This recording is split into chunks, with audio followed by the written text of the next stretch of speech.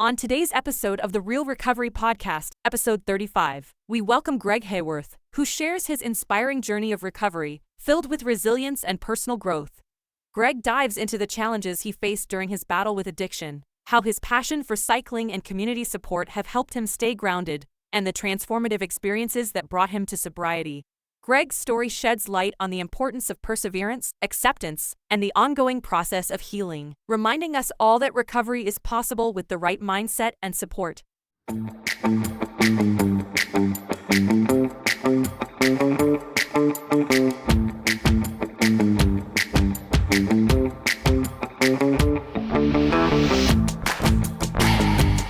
Hello, and welcome to the Real Recovery Podcast.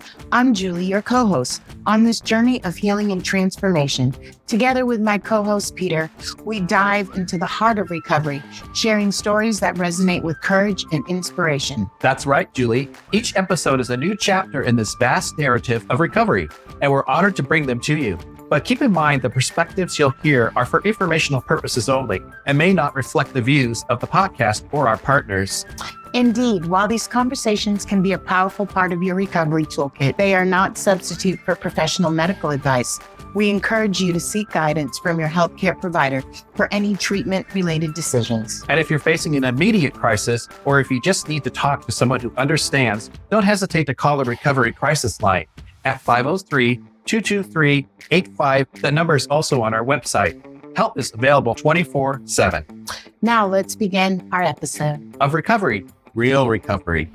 Hello and welcome, Greg, to the Recovery Podcast. Are we live? We are live. Cool, So we're man. hearing all that rustling with your microphone. Okay. Look at Greg. I get in trouble every podcast. I could tell you touched your mic. I didn't last time. All right, Peter, Julie, good to be here, man. Yeah, you rode your bike all the way here. How long did that take? I don't know. I've been sitting here. Probably about 40 minutes or so. Wow. It's really no big. It was a beautiful ride. It took the Mill Market, Main Street bike path. Yeah. Came all the way out, and the only difficult place was 182nd from wherever that is, Main down to here, because people are going like 50 miles an hour. And they're crazy. Yeah. Yeah, I don't know how crazy people are. You know. In this area, they're little.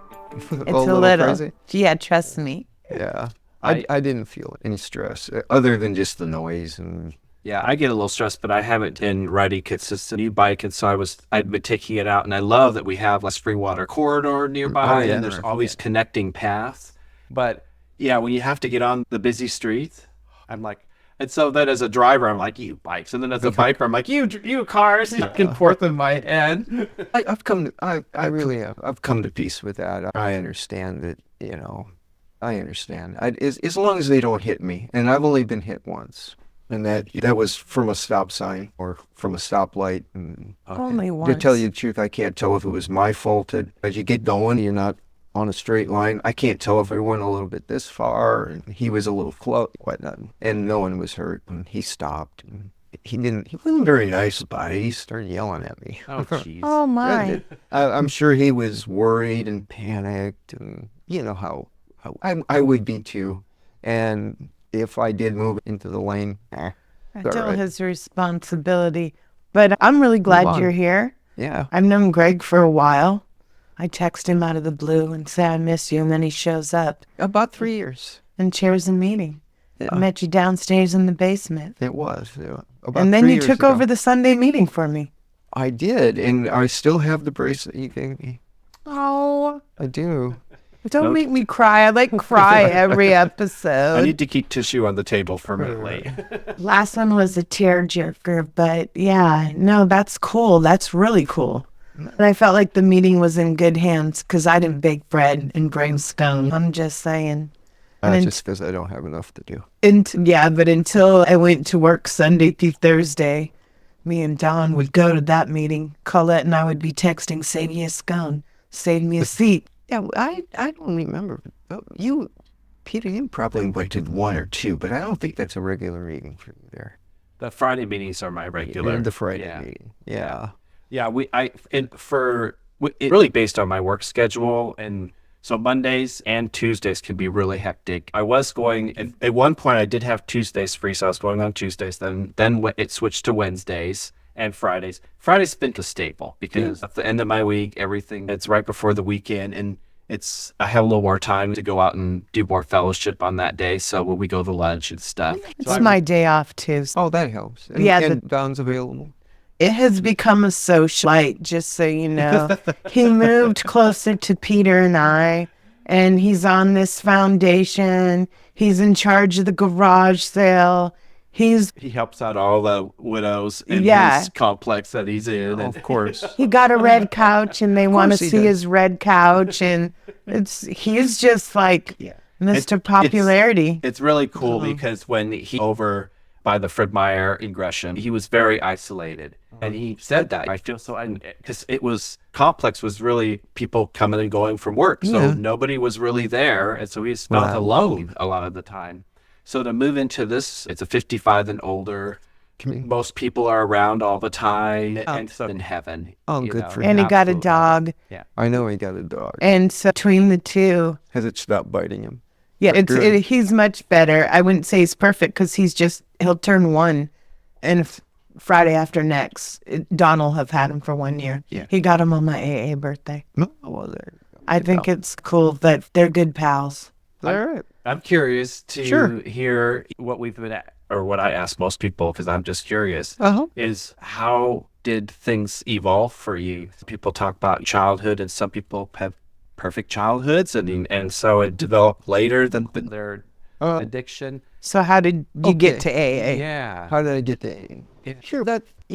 I think that I started drinking as a teenager type thing, just around the parties. And I think that a lot of my parties we were geeks. We would sit around and buy 6-packs and play Dungeons and Dragons and that type of thing. And then got to college, it was pretty much the same thing. I really didn't have a blackout problem or anything like that, but I could drink a lot.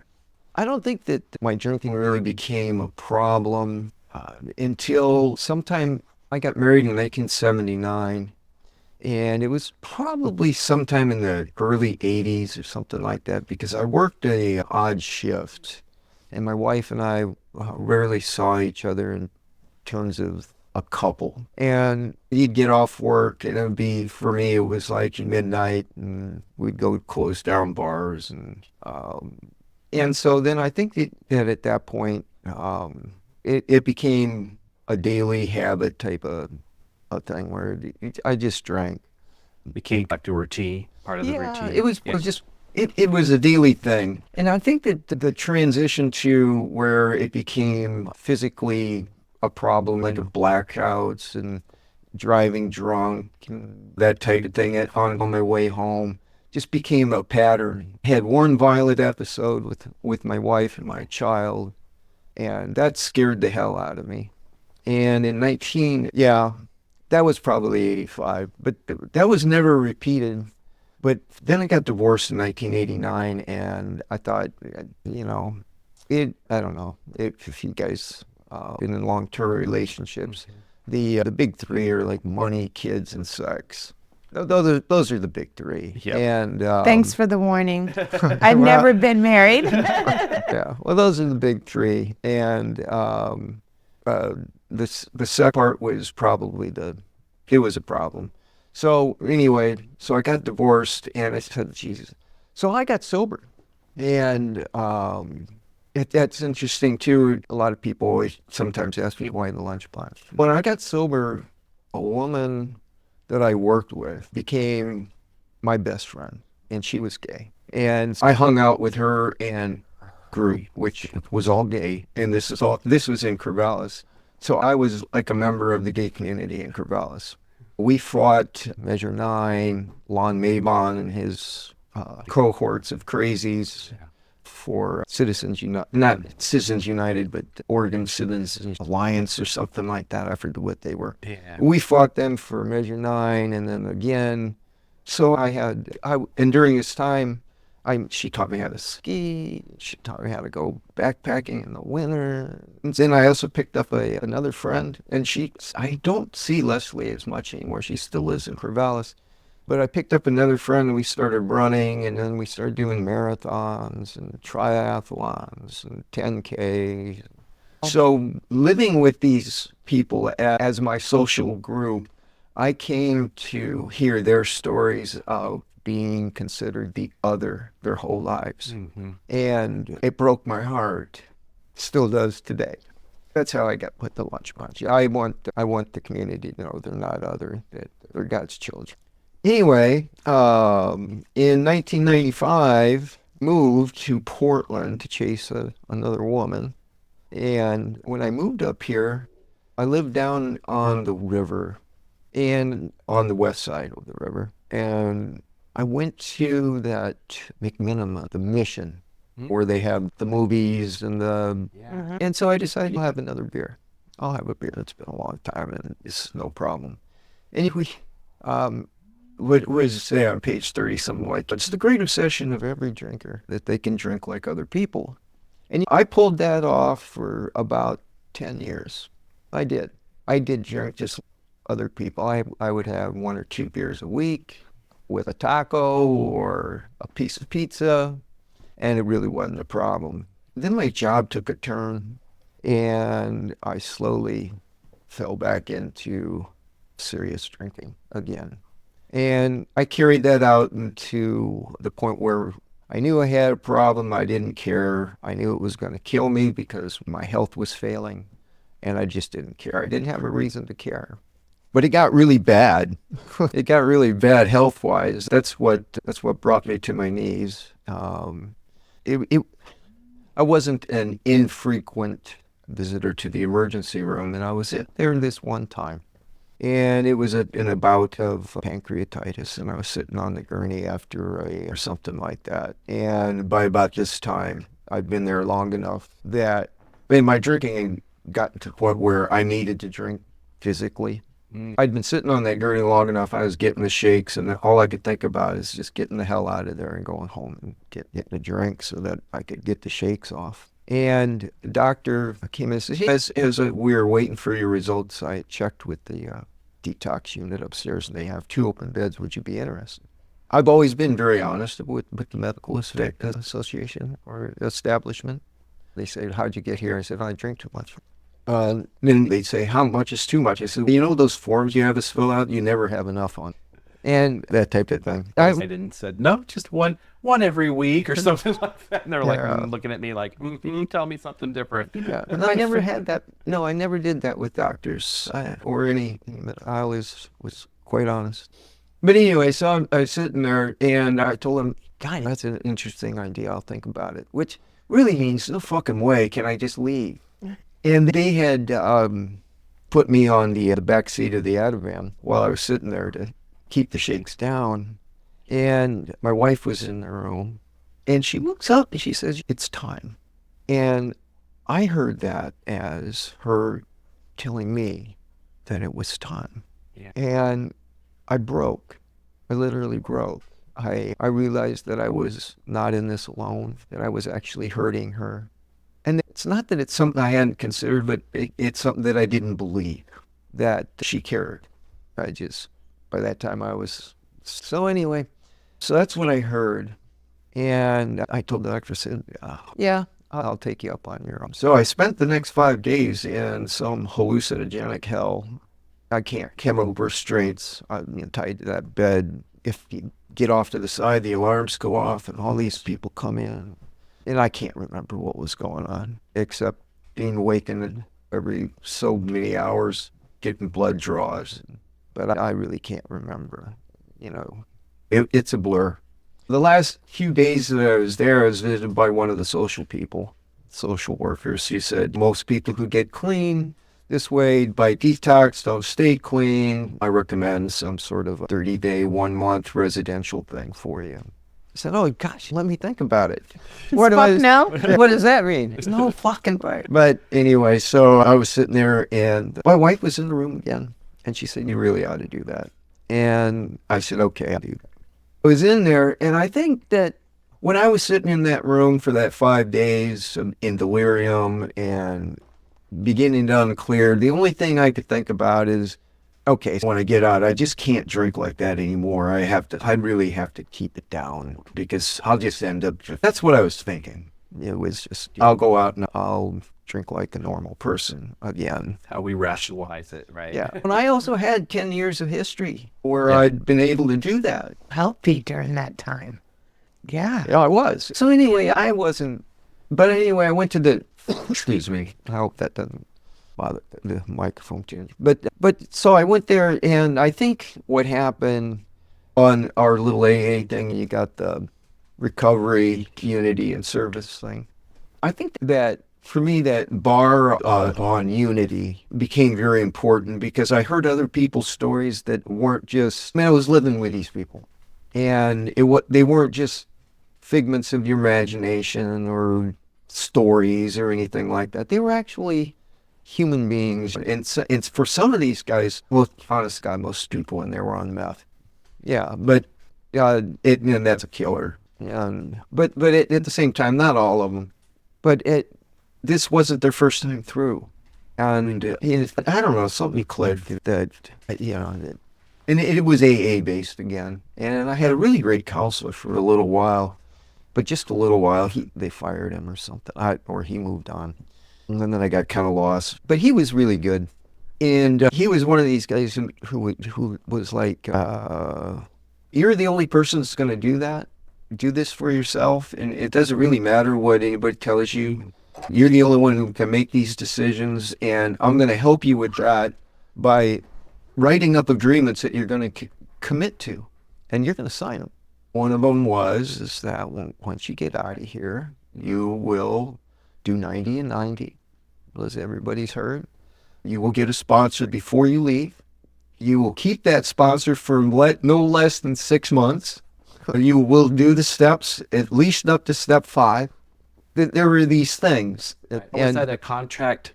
You'd have to go back, or was that just kind of with yourself? Just between him and me, it was like, because here's his thing. It says, is that you're the only one that can get yourself sober. Okay. And what I'm going to do for you is draw up these contracts so that you have a contract with yourself in writing, and I'm witnessing it.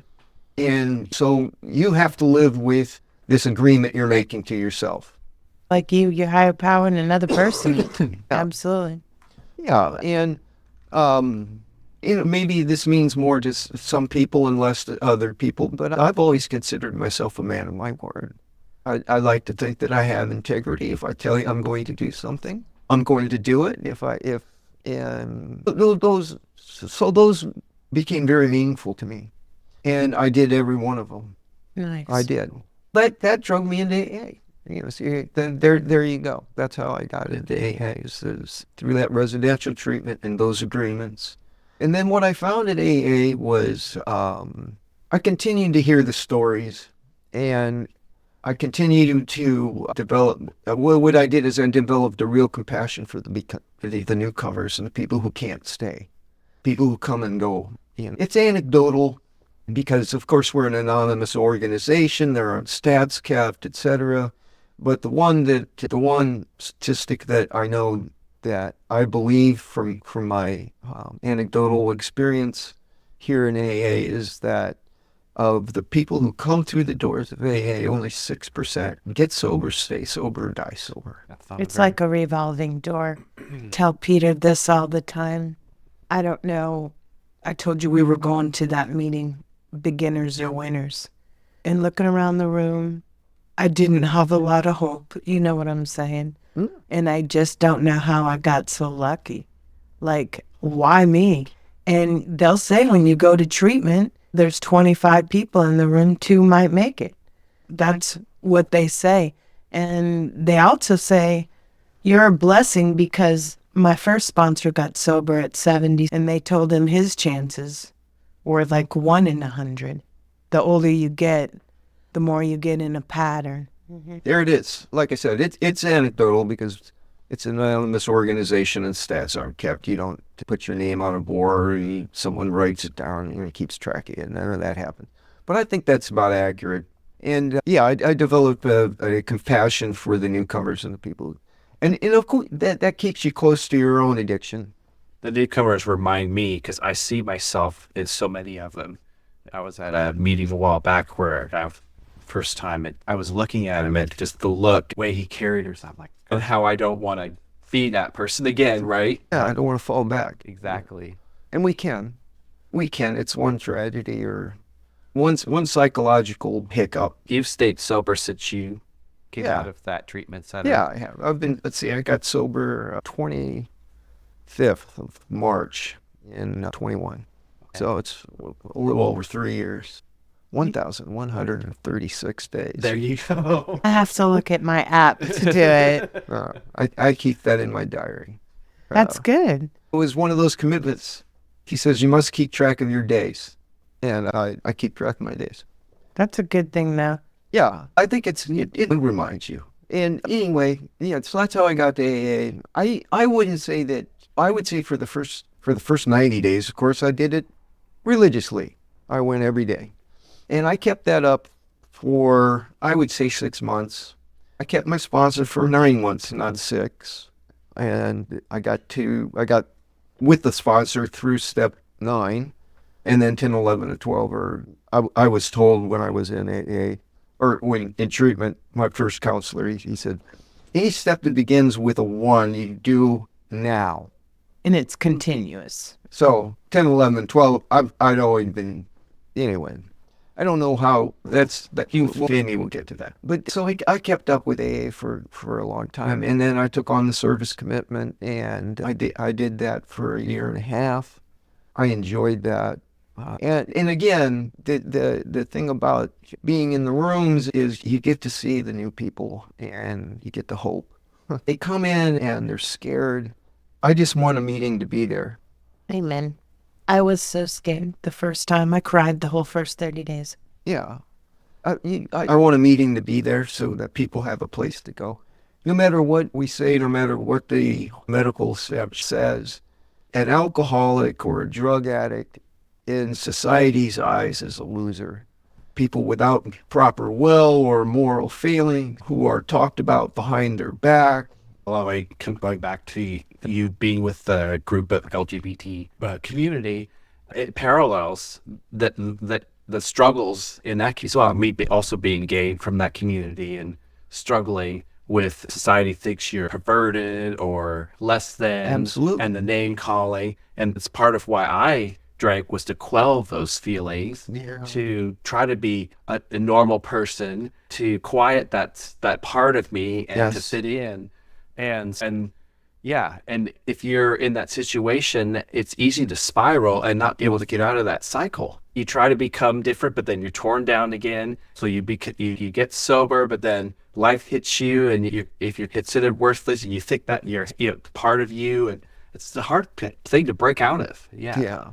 The main difference here is that I can stop drinking. You can't stop being gay. Exactly. But the good news is that when you get into recovery, you realize that you're not alone, and that there are others like you. And what's been nice about our recent years is for the gay community, there's a lot of public figures or political people who are out and open. Yep. And so you say, oh no, they are good people. They are respectful. And the same thing with in the recovery community. There's people who are stepping up and showing that you can get past it. And even in our own group, and maybe not a national way, but Izzy and what he's doing, that they're showing that someone who was on the streets sleeping with nothing, and here they are today leading a nonprofit group. And I think those people out there need to be elevating. Yes, elevated. Yes, I do too. And I don't want to turn it into a political discussion. Sure. But I do believe that the consciousness, at least in America, towards the queer community is being elevated.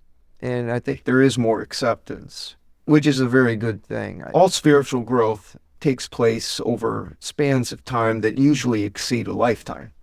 So to see any growth in a lifetime is pretty cool. Yeah, it really is. Yeah, it's very cool. However, I don't see that with addiction. I haven't seen too much acceptance. I think that the laws have changed quite a bit. Employers have to provide whatever they call it, ERP, employee assistance, EAP, or programs in place, and there's an anonymity, and it's not supposed to affect your job and stuff like that. But it does.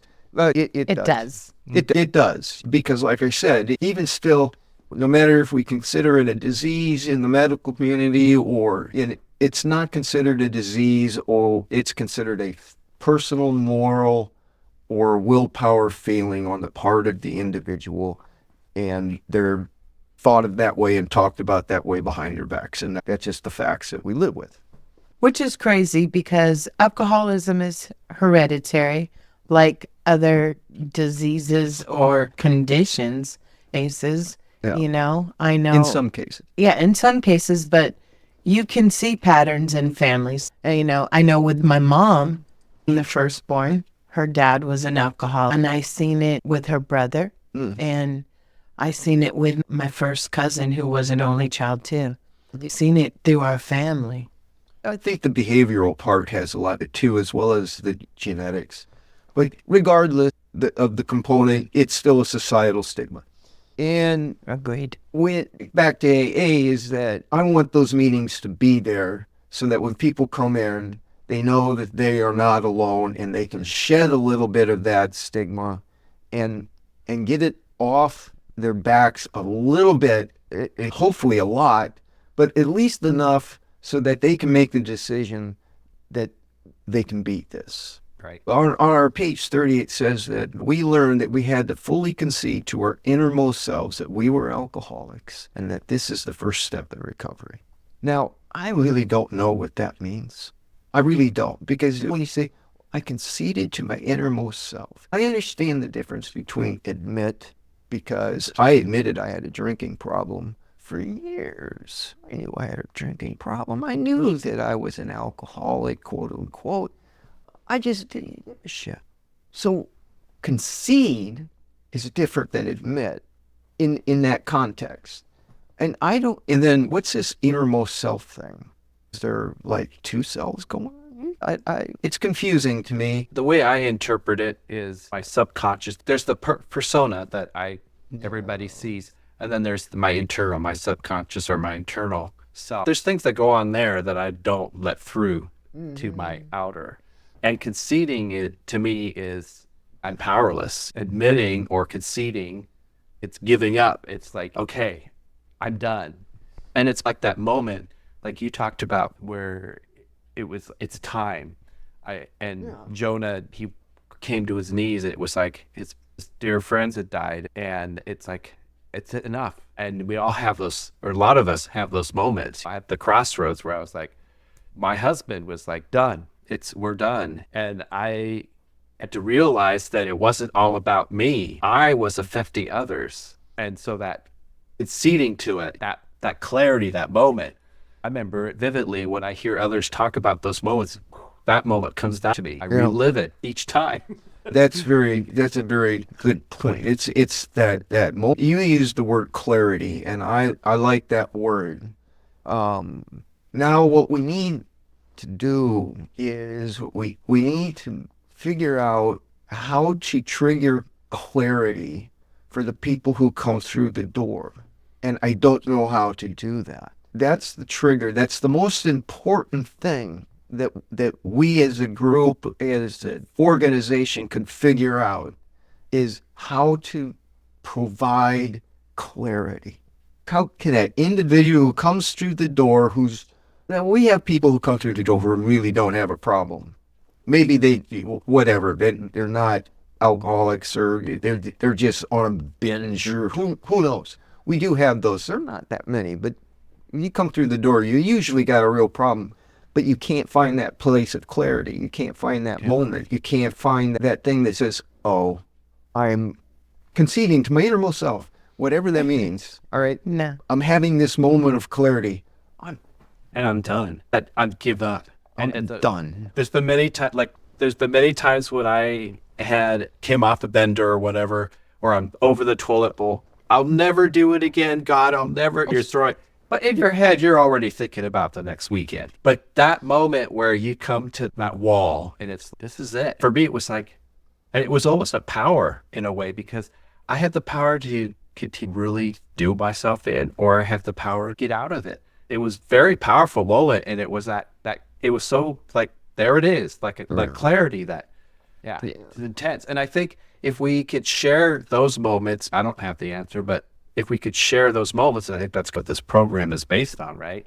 That someone else will see that in another person and go, that registers with me. No. And maybe they can then start their path. I hope you hope.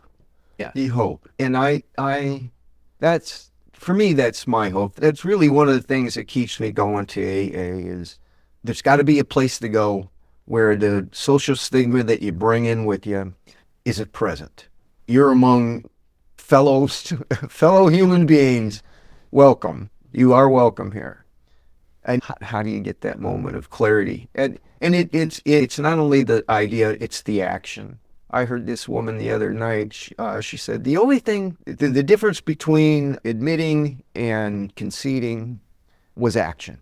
She used compliance and surrender is what she used. The difference between complying, okay, yeah, I'll stop drinking, but like you said, oh, I'm already thinking about, and surrendering is action. The other thing she said that was very interesting that I also agreed with is that the time in, you'll hear people, and I don't know why they say this, but they do. They say, I'm a recovering alcoholic, and they've got 10, 15, 20 years or whatnot. I'm a recovering alcoholic. I honor that. I think that on your path, you're still in recovery or whatnot. But in the foreword to the first edition, it says, we are 100 men and women who have recovered. We have recovered. Now, does that mean that you're psychologically fit or spiritually fit, as we say in the book? Or no, but you've come to that point. You've taken action. You've had your aha moment of clarity. You're done. As far as I'm concerned, you're recovered. Now the time in is just practice. That's all it is, practice. I think that the reason that people say I'm in recovery even after dawn, after 45 years, is because for a lot of us, there's still that little sneaky, think of it, I imagine there's this little devil inside, just wait for that moment to come out. And if you put it to, I've recovered from an ailment, could come back. I had staph infection, I've recovered. But if I'm not careful and I don't take care of myself, it could come back. So maybe that's how the terms that make sense to me. So I'm going to tell you, I'm not disagreeing with them. I'm just saying is that it's hard to get your mind around that. Right. But also, I'm going back to the beginner. I don't want a beginner to hear somebody's been there for 15 friggin' years saying I'm in recovery. Yeah. Please. No, you've recovered. You've had your clarity moment. You've taken action, and for 15 years, you've stayed sober. Tell this poor little guy who's trying to, for the first time, come to grips with this crap. 15 years from now, you're still going to be drinking or wanting to drink. I honor that you're still in recovery. I do. I don't know if, for me personally, who's needed a lot of practice, I think there's different levels of stuff. I went to meetings for 4 years. Around the third year, the obsession to use was removed. Mm-hmm. And no matter what, for me, I go through, I don't have the urge to use, nor will I, period. I'm lucky that way. But I also think that for me, and this is not for anyone else, going to meetings helps me grow more. It's not necessary, but it's like seeing somebody else, right? When me and Peter went to the meeting last week, it just brought us, not our meeting, but the one at Another Chance. For me, it just humbled me even more. And grateful for my shoelaces. It wasn't about, it was eye-opening to know that one point in time, I was seriously worried about just getting off parole. I don't worry about going back on parole now. I would like to think that there's nothing I would do to go back there, though life has its challenges. I think when I'm challenged, I like to stick close to the program just because it helps my brain. Yeah.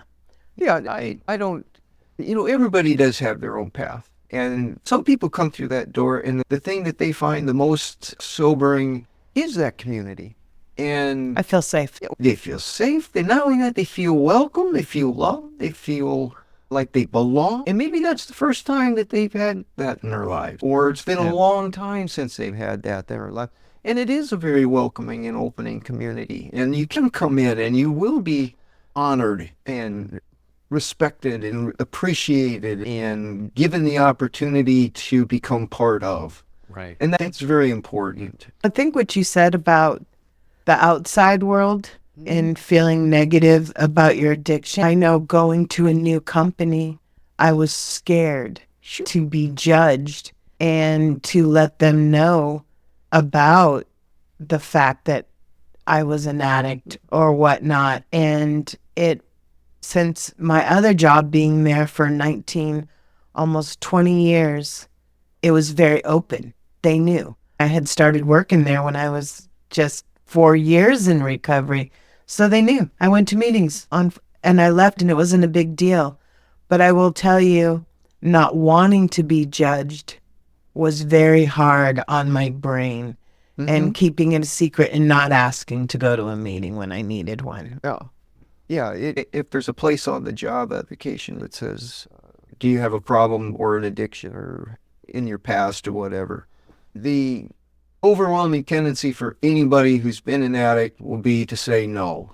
Because whether they can or cannot legally, they will use that information. And you know they will, and I know that you will, and so you'll lie. Or omit, or just omit. It's difficult for me because I want it to be normal. I want it to be accepted. Not course. Normal is not the right word. I want it to be a part of.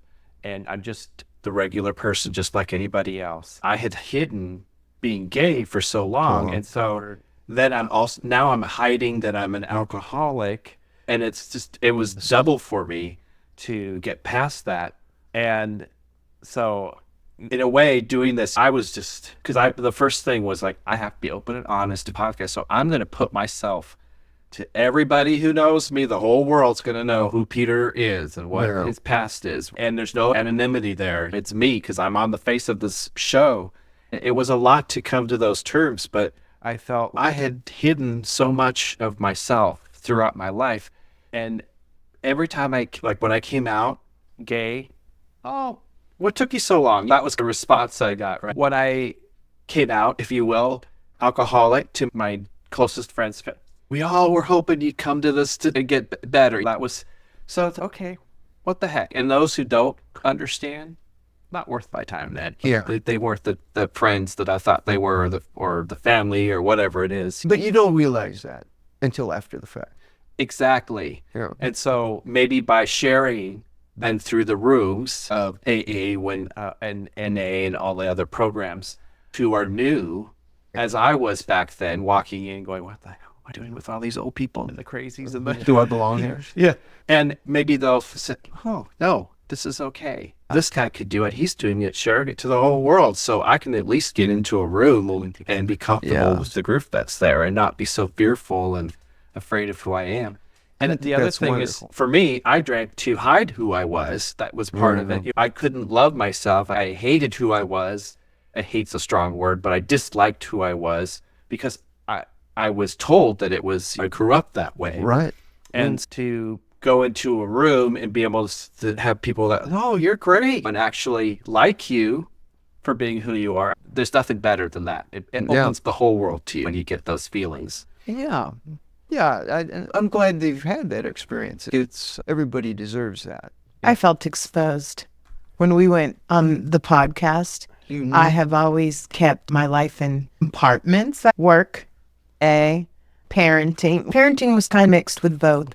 But I felt when I still work for a company, and holy crap, it was safer in the rooms where everybody was just like me. Then when we went live with the podcast, I literally felt like I was naked on a stripping pole in front of the world almost. Yeah. And I blended all three worlds together for the first time. And it is sometimes scary for me because I don't want anyone to think I'm not capable at work because of my... You don't want to be judged. Yeah. And you alluded it to earlier. You can hide, like I did, hide it and act differently and blend in, but there's a lot of gay people who can't hide it. They're just more of a way of that's more noticeable They sashay when they walk. Maybe. Or people of color.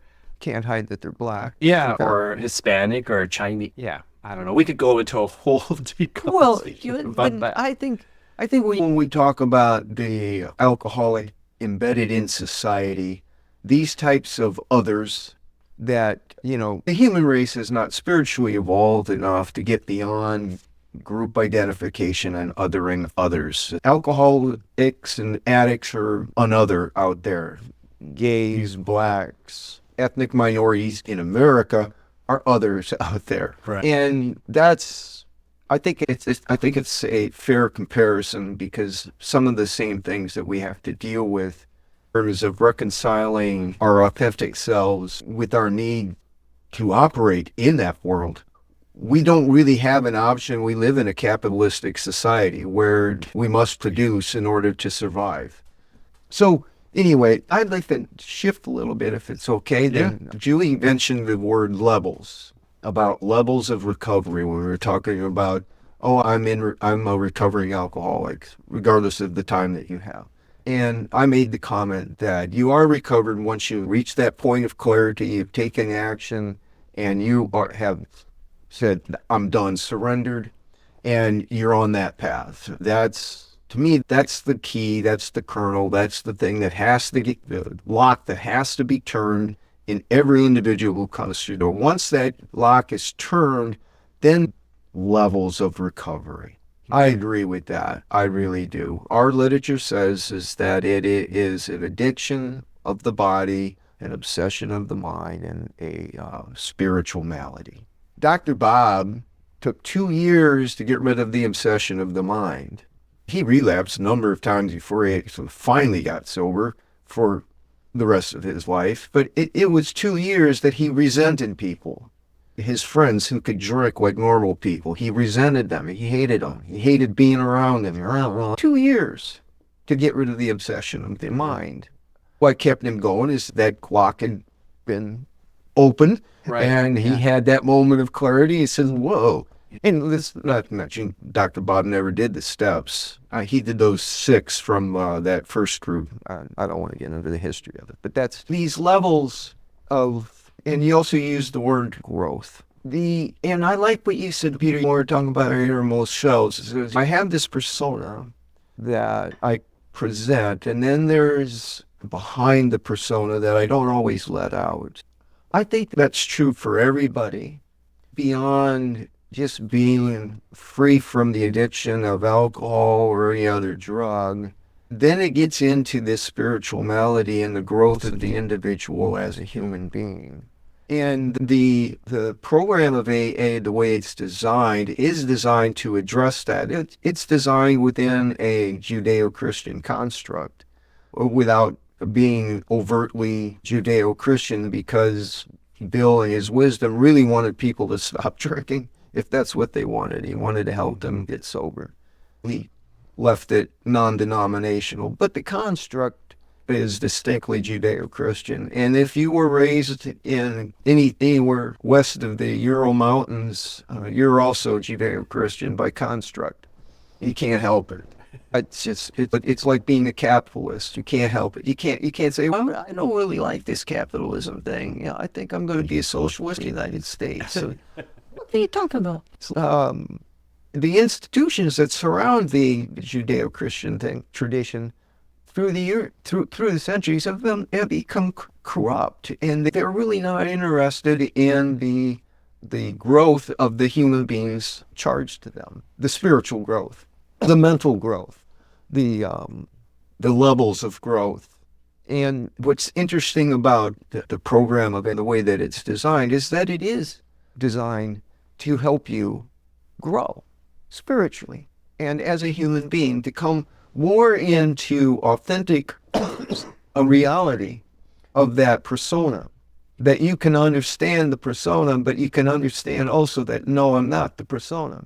And the first part of that is the first 3 steps are important in terms that you come to grips that the self that you brought in here that is in control is running on autopilot, and it will continue to run on autopilot unless you have some sort of an intervention, and this is a higher power or whatnot. I would call it a conscience, that you get in touch with your conscience, which on page 55 says that's the only thing where you can find God is deep down inside. But once you get to 4 and 5, you have to shadow box. You have to drop all of those pretenses. You have to let go of your privilege. You have to let go of, you have to come to grips with that you're not so fucking hot. What? You're just like everybody else. And you're a liar. Given the right circumstances, you're a thief. You're cruel. You have all of the sins of humanity sit within you. And you are just as capable as anybody of being a total jerk. And you have a unique way of expressing it. I think it's interesting that they use that resentment matrix, and I'm not a fan of that, but it works. There's other ways to what Carl Jung would call shadow box and come to grips with the dark side of your character. And that's what 4 and 5 are about, is to get you beyond that persona. I'm not this successful businessman that's earned all of this prestige and honor and position in my company. And it's even worse for people like me, white male, educated. Oh, geez, look at what I've done. No, you didn't really do all of that. It was handed to you. All you had to do is have a pair of balls and show up, asshole.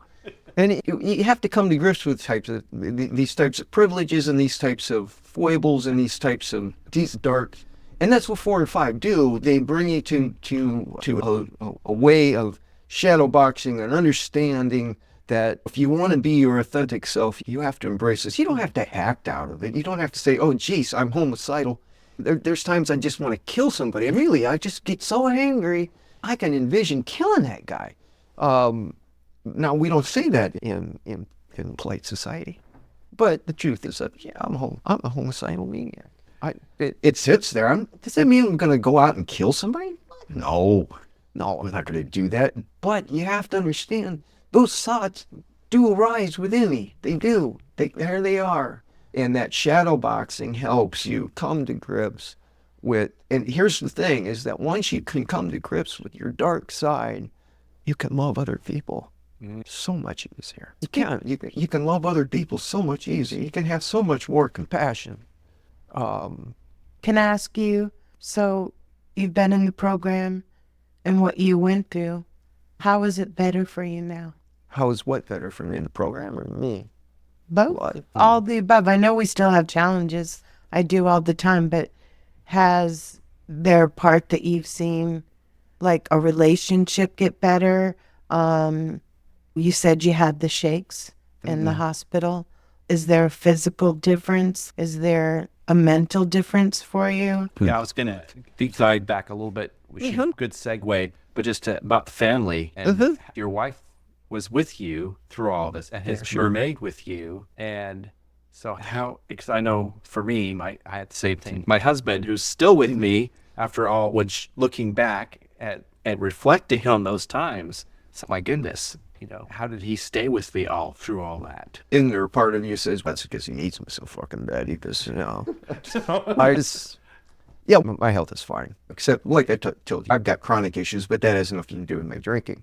All my liver panels and all that stuff I'm fine. I don't have any lingering health issues from my drinking. And that's good. That's really good. But I have a very strong base, and so once I gave it up, I really bounced back quite quickly. Nice. Physically. I don't think that, in terms of my significant relationship with my wife, it's really not that much different. The inconveniences that my drinking caused have disappeared. That's good. We still have the same, we still have money problems, we still have sex problems. And will they be resolved? Who knows? Oh, gee, I quit drinking, my life's fucking wonderful. That's just, no, I got the same problems. But I think the difference is that I think that today, I would say that I believe that my problems are perfect problems instead of intractable problems. The problems I have are problems that I need to have. The reason I need to have them is because there's something I need to learn and grow from out of these and see how they can be resolved. Or how, in the absence of resolution, how a mutually beneficial life can be co-created. And those are challenges. They're always going to be challenges. I think whenever you're in a relationship, the only thing you can really do is be responsible for how you show up in that relationship. And I have, like what I was telling you, when I wrote all those things down and signed my name to them. When I took my wedding vows, I didn't take them lightly, and I meant them. And if I said, "Till death do us part," then God damn it, that's what I mean. I think there's exceptions to that. If my wife has some sort of a tremendous mental breakdown, she becomes violent, that could be, but if my safety is at risk, I would do everything in my power to help her. But those would be exceptions. She could bring me to financial ruin, which she's pretty much done, and we'll figure out how to do that. I'm not leaving because I'm on the brink of bankruptcy or whatever. Those are not things things you just agree to do. And I'm going back to, I'm trying to relate it to your question, Julie, is I don't know if I would have done that if I was still drinking. I would have probably bailed. Probably said, fuck this, I'm done. Because it would have been easier, or I would have just killed myself passively. Right. Not take a gun or anything. I just drank more until if I disappeared and every problem was gone. That brings me to a point I want to circle back to, and this is for more returning people who might be listening or thinking about returning. When you were drinking, and you may not have an answer for this, but how was it? Or I'm trying to get to, like, why did you drink? Why did you drink? Oh, why? Some people, and some people, there was never enough, so I was addicted to not enough. For me, I think it was a way of quelling and fitting in, quelling who I was and fitting in. And not that there's a box to check for this, but I'm just curious, what thoughts? It's more about what was going through. I tried to explain what I was feeling, and so that someone might relate to, oh, I feel that same way. Maybe that's why I drink, and maybe that can help them get to a better place. Yeah. What do you have? The why question. Why? The why. We all want to know why, right? Why life? It's 42, right? Isn't that the answer? Why? The why question. I have an answer for that, but I don't know how important it is. I have two answers for that. The easy answer is that I had drank so much that I had to, because I was physically addicted. If I didn't drink, I couldn't operate, period, end of story. That's how far I'd gone. I had to. I was addicted. If I didn't get up in the morning and drink, then I would have a hard time operating the car when I was still working. I wouldn't be able to drive real well. Once I got there, wouldn't be able to operate the keyboard. I physically needed drink to stop the shakes. Right. But how did I get there? Why did I get there? I think we all have, I don't know. Everybody's why is going to be different. I don't know if it's important. But I'll tell you what my why was, is that I had given up hope on the human race completely. And I see, we still are. I see that we are devolving into a pack of rabid individualists that group together and believe that there's only one thing that gives us value, and that is consumption. If my car is bigger, better, or more expensive than yours, I'm better than you. If my house is bigger, if I live in a better address. And the people who don't believe that are the people who can't get there and say it's not true. Liars. Take step 4. It's because consumption is a virtue. And as according to Greco said, greed is good. This is not the viewpoint of the human race, is that there is enough on this planet to meet everybody's needs. But there's not enough to meet everybody's greed. Well put. If we change as a species to meet everybody's need, and everybody has shelter, clothing, food, water, education, and health care, everybody's needs can be met. We have enough. And yet you can walk down the streets of Fort and you can see people who don't have anything. Why? So this is why I drank, because I gave up hope that we would ever get to what I would call God's kingdom on earth, where we take care of one another. We don't. We take care of ourselves, and we take care of our little band, and you if you're on the outside. Sorry. And now I'll make up stories about why you're not with me, because you're another. And you deserve it. You did something wrong. So I will tell you personally for me, I can't speak for anyone else. There was a time when I did want that better car. I had hoped to have this or that. But I will also tell you that, and I promise you this is true, I am, and I don't know when it changed, and it was later on, that I'm happy just to have a roof over my head and a older car and what I need. The greed for me, luckily, has subsided. I'm more bougie. I want to get my nails done or get my hair done, but it doesn't meet my existence. And I will tell you, there was a time climbing up the corporate ladder was important, the title. Now I just want to be at peace. Yeah. I level that as a global indictment, not as an individual indictment. And I think it's also interesting. Thank God. I think it's also interesting. You have to ask yourself, so why is it important for you to make those statements? Because you don't want to be associated with the other side. And that's part of the problem, is because there are sides. We do not live in a situation where we care about each other as a species. And I would say, hey, look, here I am. And I have for my job, I've got this 401k, and it's really nice. It's got money in it, gives me a sense of financial security. But am I going to start divesting because the mutual funds that I also own Lockheed Martin, General Dynamics, Raytheon, and Merchants of Death, War, and Destruction? Or ExxonMobil, Chevron, BP, the people are extracting. No, I'm not going to look at it. And even if I didn't, I knew that I wouldn't change it. So there's your answer, is that I had lost hope and I just didn't care. And there was nothing I could do. I think, I grew up in the 60s, and we're going to get rid of poverty. We're going to get rid of racism.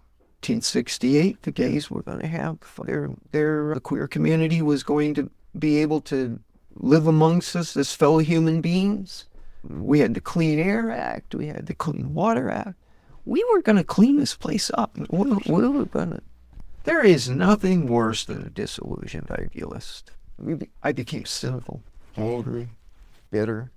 So, follow up, the same still stands, and you're sober. So how do you manage? How do I manage dealing with that? Because now you don't have substance to numb that.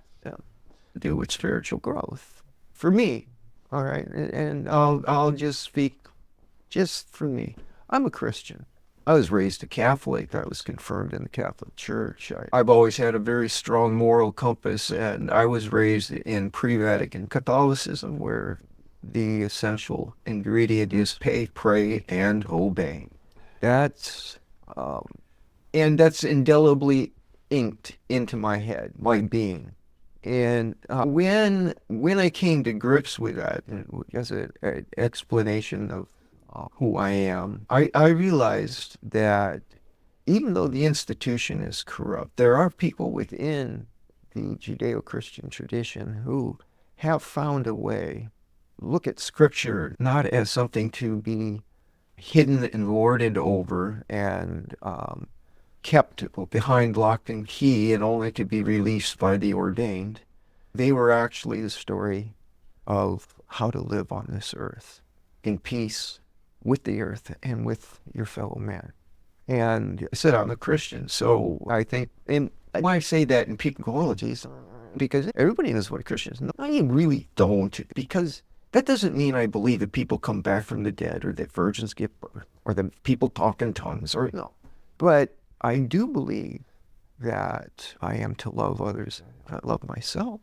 I do believe that a lot of these things, that's good enough.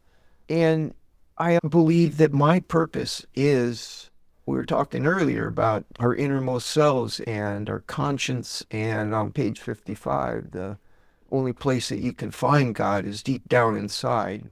I do believe if I can bring that actuality, that godlike conscience that I have, that we all have, that everybody has, that has been given to us from birth, the goodness, the natural goodness of all people. It's my job to bring that forward. It happens to me. Now, does that mean that if Annie Lamott has this great thing, she says, this lighthouse stands on this atoll out in the middle of the Pacific, and it saves thousands of ships throughout its time on that rocky thing. You know what it never did? It never ran around the island looking for boats to save. I have to run down to the homeless shelter and get in the soup line, and but also when I come up to the homeless person, I don't have to wish they weren't there or ignore them, pretend I'm busy on my phone, or I have to acknowledge them. They are here, I am here. And if it takes 5 minutes to listen to a story or 20 minutes, where am I going? If it's raining and I'm very close to home and they're sitting out there shivering to death, yeah, I can give them my rain jacket. I can do that. Why not? I have. So yeah, that's how it is now. And that's how I reconcile it. I mentioned earlier how the acceptance of the queer community. In my lifetime, I've seen it grow. Me too. Yeah, and I think that's a wonderful thing. And it can only get better. Change that I'm looking for takes more than a human lifetime to accomplish. Right. Easy to get caught up in the day and to say, Jesus Christ, we're going to hell in a handbasket. Look at this. This political faction's fighting this people are storming this building and storming that building. And things are getting to a fever pitch, and oh my God, the ice is melting off of Greenland, and the seas are rising, and hurricanes are all of this shit's true. So, but I think that in any step forward in my lifetime is good enough. And my job and my purpose is, what does it say? Page 72, I forget. Our purpose is to be of service to other people and to do God's will. Pretty straightforward. That's it. And I'm a miserable failure in both. I do my best, but in the Christian vernacular, I'm a sinner. I'm weak. I have self-interest. I'll turn the other eye on the contents of my 401k, and if I'm making money on the production of bombs, I need that, and so my self-interest takes over. I have greed. I like living in a nice house. I don't own a car. I want Peter's house. Peter has a very nice home. And it's a very nice neighborhood. I was surprised being out here. I had a different impression. I've never been out here. Come to my house. No impression. He get to drive through trailer park. But I asked for forgiveness, and I try to curb the best I can. And I think of it as, because I get overwhelmed if I start seeing all tragedy. The news is always, that's what they promote. I get overwhelmed. So what I have done and practiced over the years is my circle of influence. What can I do within? Maybe it's growing something in my garden that I can share with the neighbors. I'm not going to be able to grow enough to feed the world, but I can certainly grow enough to, and so it's these little small things that I can do. It's going to the meetings. It's doing this podcast. It's making the phone list. It's all of those things that I can do. I actually have the skills and the ability and maybe my time doesn't allow me to do the soup lines and to run out and gather coats from neighbors to bring, but I can do what I can do in my circle of influence. And I think of it as every step forward, just like you were saying, in your lifetime, you won't see the cure, but you might see made towards it or whatever it is that is helping us. No, I think it's very well put, Peter. But even if I don't see that, I know what I did. Yes. And that's what's important. Yeah. I only have to answer to God. I did have a question. You say God.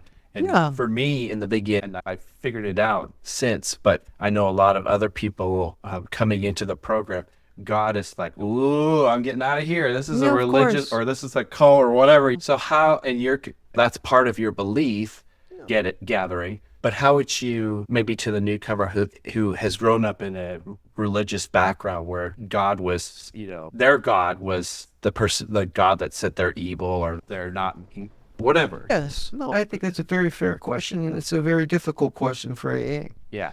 And I speak of God and my Christianity here amongst friends in an intimate setting. You would never hear me talk like this in an AA meeting. Yeah, so the newcomer. Because I was there, Yeah. so that's why I'm also interested. I think people bounce around this all the time. We read how it works, and you can see people refuse to say the word God, or refuse to say the word him, or they say gods, or they say Miss Nookie, because everybody's doing this dance around that construct that we all carry about God. And that, I don't know how you're going to get rid of that. That's just the way it is. I think that it's important that within the context of the meetings and within the context of newcomers, and you let that sit as it sits with them and let them figure it out. If they're very curious and they want to know, then they can talk to me personally, and then I would have the same type of conversation that I would have with you. I'm not a evangelical by any means. I'm not gonna how to believe in God, because I believe that God is a single source, and it has to do with that what I was talking about earlier, that basic goodness that's in all human beings, that is nothing but love. It resides in everybody. We all love. We all want to be loved. We all want to exhibit love. We all want to live on a planet that exhibits love. That is where I ended up with my being able to come to terms with God, the Word, is that for me, it's the force that connects all of us, if you will. And so whenever I need some God time, I'm out in nature, gardening, I'm out because the life force, that's what I hold. What got me there, the first thing that got me kind of out of negative and turn off of meetings was the guys that just interchange it. Think of it as a door to your path. You don't it doesn't have to be that religious construct that you had on your head from what you grew up with. And that just for me, that was my aha moment there that got me through and able to get beyond that negative that I was hitting. I think everybody hits that wall. It's like I said, the program is designed on the Judeo-Christian model. It is. There isn't a step that's not one of those 12 steps. I can find you scriptural quotes for every one of them. I can. And I have. I have a pamphlet where it refers to them directly. Yeah. But see, I don't think that should be broadcast and because, like I said, people come in with a construct. Yes. And the institutions have really not done themselves any service in this vein, and some people are actually traumatized within some of these institutions that proclaim to be Christians. We've seen it. Yep. I've seen it too. Oh, there's books written about escaping and the trauma, and it's so. I think that I said this earlier. Bill was very smart in leaving this very open, and not pigeonholing it, and because everybody has to come to their own terms with this. Yeah. And I'm glad you found that door knob. Everybody's gonna either. I know some avowed atheists who are 30, 40 years sober. There you go. And I don't think there's anything wrong with that. Just don't let God, the word God, get in the way. Yeah. That's the advice. Yeah, I think that's We're perfect. going to give advice. Yeah. Because everybody comes in with that construct and a history of what that means. And you use the word God, and we use it all the time because it's 654 times. It's in the first 164 pages. It's everywhere. So people have to deal with that, and that's what they bring. They bring their history with them, and they imprint that on that word, and it's and quite frankly, I think a lot of people leave because of it. Can you imagine? Agreed. Can you imagine a newcomer coming in, and they come in, and it happens to be a 12 and 12 book study, and we're doing step 3, and we're reading this step 3 prayer. And we get about halfway through, and we say, okay, now it's time to pass the basket. And step 3 prayer is not my favorite out of all of them. Just because the word bondage. So when I came in, I was like, I'm not into bondage, Yeah. I did want to, before we close, just touch on I know we touched on service work, sponsorship and service work, and fellowship, does that interplay in your recovery? Okay, that is. Yeah, no, well, service, I think it's important. I think it's more important in the beginning of your stay as you enter the community of AA. I think the service part is very important. And the reason is that it grounds you not only in a commitment, but it also exposes you on a routine basis to the community, the nuances, how it works, the people, you'll go to the same meetings, the relationships that you'll build. You get comfortable. Yeah, but there's that part of community that you lock into a lot more firmly with service. Okay. And that locking into that community does a lot of things for you. It gives you support. It keep, it's like I said, especially in the beginning. Okay, so that's, I think it's important. I think it becomes less important throughout your time, but if you read page 110 of the 12 to 12, service comes in any form. It is a service to show up at a meeting. It is. It is. Because people come into that room, they want people there. Right. And if there's nobody there, and the more time you have and you're still there, that's a message that's important to get out there. You can always clean the coffee cups. You can always sweep the floor. You can always turn off the lights. You can always ask, is there anything else I can do? You can bring cookies. There's all kinds of things you can do. Be the greeter. You can be the greeter. There's all kinds of things that you can do that don't require you to be a secretary, general secretary, or a sponsor. All right, sponsorship. I have a non-traditional relationship with sponsorship. The nature of sponsorship regionally changes. If you go to the Midwest, a sponsor lasts until you finish the steps, and that's it. You're done. Out here, it turns out to be some sort of a lifelong commitment or a lifelong friend, somebody that you have to fucking have in order to be part of AA. I got a sponsor. I talk to my sponsor. I can't take a fucking leak without talking to my sponsor. I can't make a decision without talking to my sponsor. I think that this is ludicrous. Now, there's a lot of people who benefit from that type of a relationship, and I would encourage them to seek that relationship if they find benefit from it. I personally find it stifling and intrusive, personally. Now, having said that, I have a spiritual advisor. I have two of them, and I do seek their advice and counsel on matters of personal growth. I don't see that. I don't look for that in AA because I don't expect these people to be trained that way. The questions that I have and the things that I face, they may have never faced in their lives. They're not psychologists. They aren't trained as psychologists. They know the steps. They've been through the steps. That's their job, to teach me what the hell the steps mean. And if they're really good, they also help me integrate myself into the community. That's cool, and I think that's good. But I don't think that this is the type of relationship, personally, that should continue past you finishing the steps or you having some mutually understanding that you've got it and you're on your own. I think that's where it should end. Now, does that mean that it has to end there, or that these are bad relationships or ill-gotten or misinformed? No.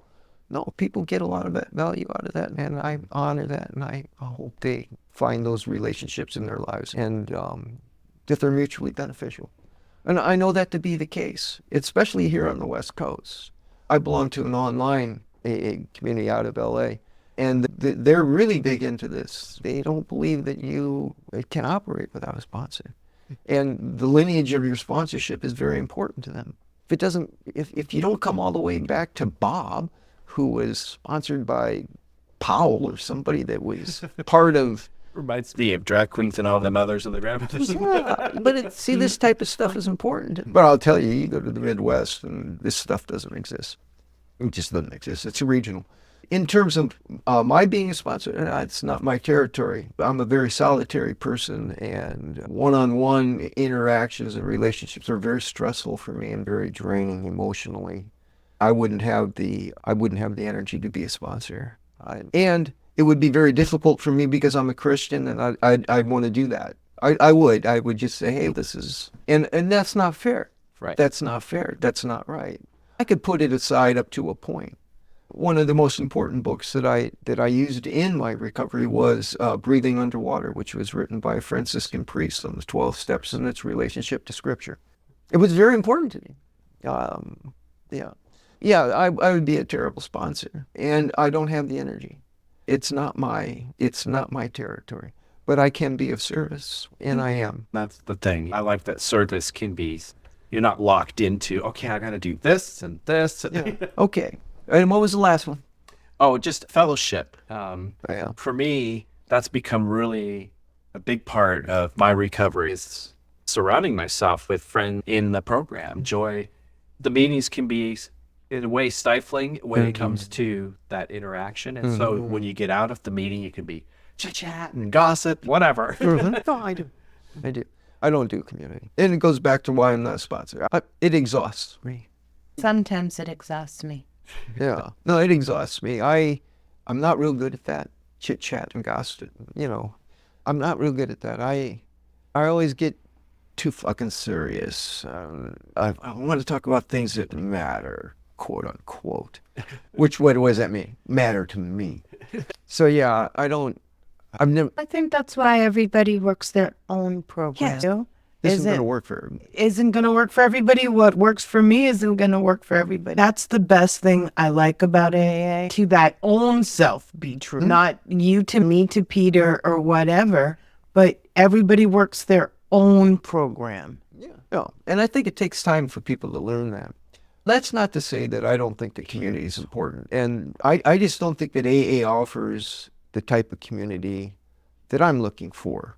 As an example, I belong to 3 prayer groups. And in each of those groups, we meet about an hour a week, hour and a half or whatnot. We talk about personal growth and things that matter to us in terms of personal growth and spiritual growth. And that, as I suppose you could find it within certain factions of AA, but I don't think that's AA's role either. Right. If that's what I need, then I have a place to go and I can find it, and that's where I spend my time and I do my community. But I don't think AA is responsible for that either. Now, like you said, I'm doing my program. I know people, like you mentioned this earlier, is I know people who come in, it's the first time they've belonged, they're accepted, they're respected, and they just take to it like a duck to water, and you can see these people bloom in this environment. Right. And hallelujah.